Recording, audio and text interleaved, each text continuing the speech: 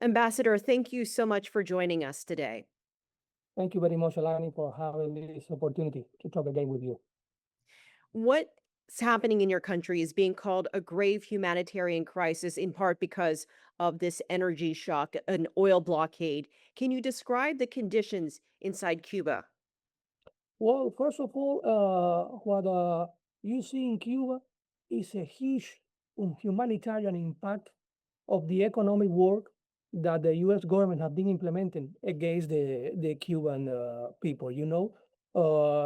As everybody knows, on January 29, President Trump signed an executive order imposing sanctions to those countries that decided to sell oil to Cuba.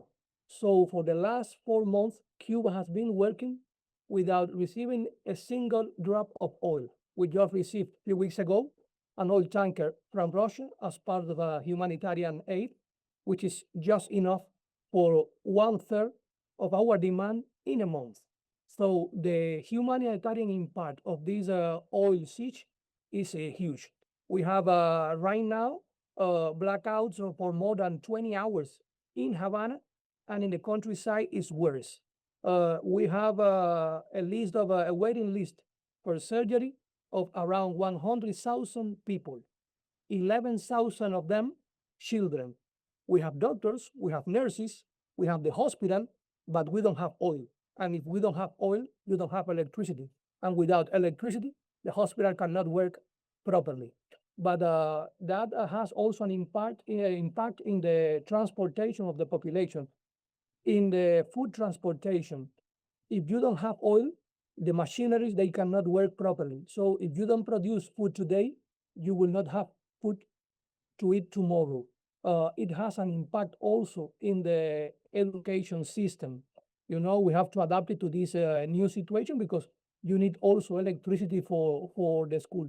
So this situation has a full impact in the daily life of the Cuban people. This is a line. This is a collective punishment what the U.S. government has been implemented against Cuba just because, as they have been saying, they want, for political reasons, they want to a regime change in our country.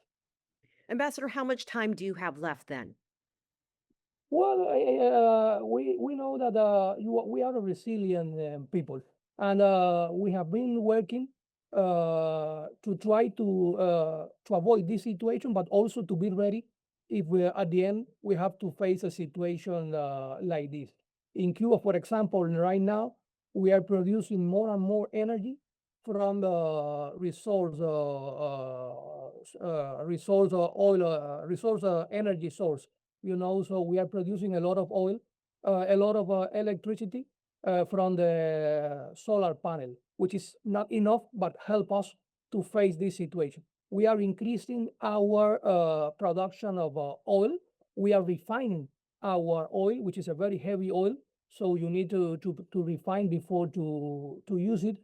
We have been working with our people trying to install solar panel, for example, in some medical facility, in some research facility, in some school.